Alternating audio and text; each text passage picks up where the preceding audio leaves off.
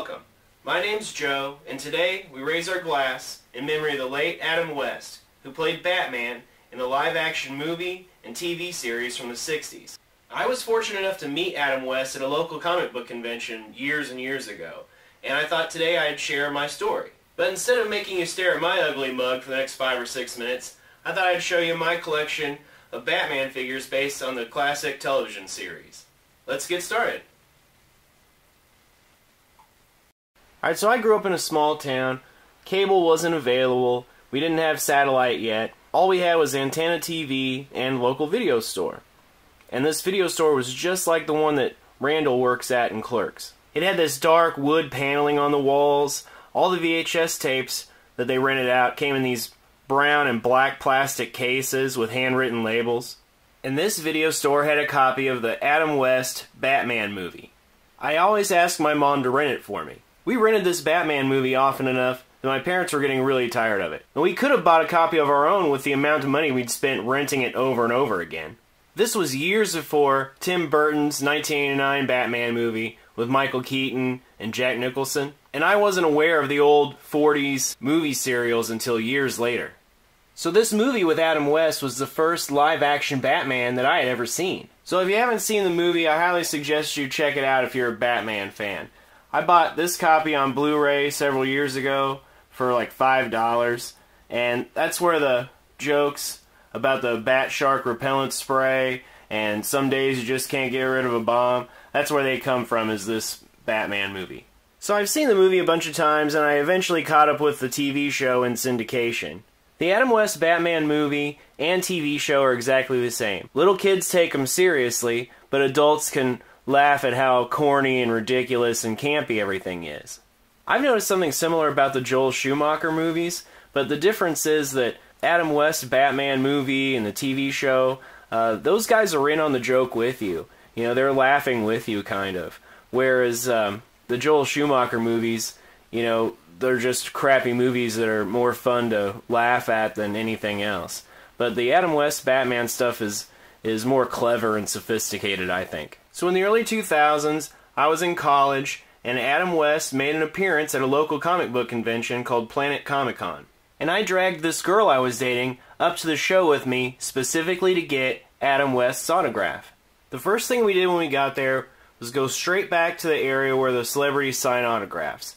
And Adam West hadn't shown up yet. So we were standing around talking at the back of the convention hall, and all of a sudden, Adam West burst through a door right behind me. One of the staff members immediately hands him a microphone.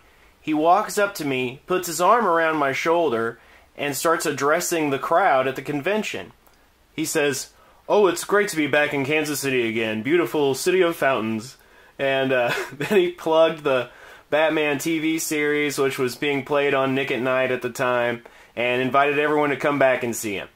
He hands the microphone back to the staff member, and then this is the first time he actually acknowledges me. He looks at me, flashes me a smile, pats me on the back, and then heads over to his table to start signing autographs.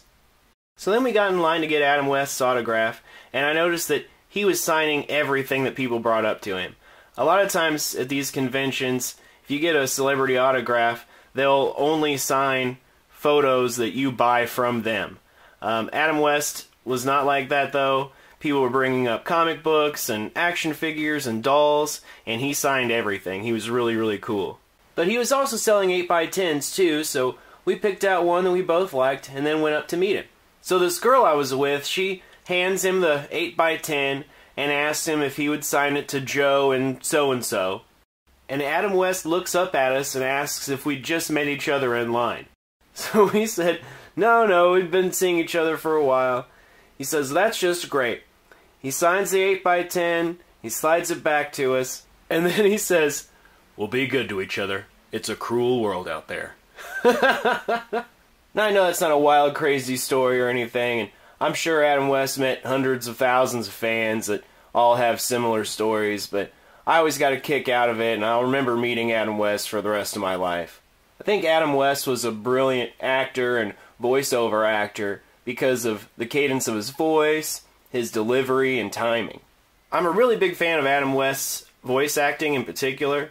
Of course, he played a character of himself as Mayor on Family Guy. All that stuff's hilarious.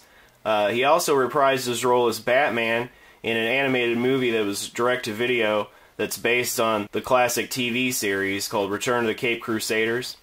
And also, he played a character called the Grey Ghost, and in my opinion, one of the best episodes of Batman the Animated Series.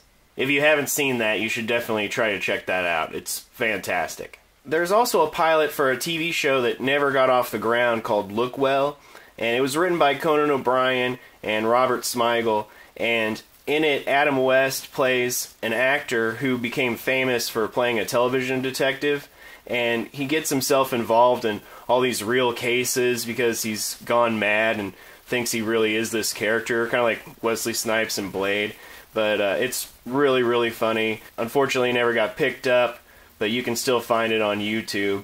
So whenever someone passes away, obviously you mourn their loss, but I believe it's more important to celebrate their life. I love the grim, dark, brooding Batman just as much as the next guy.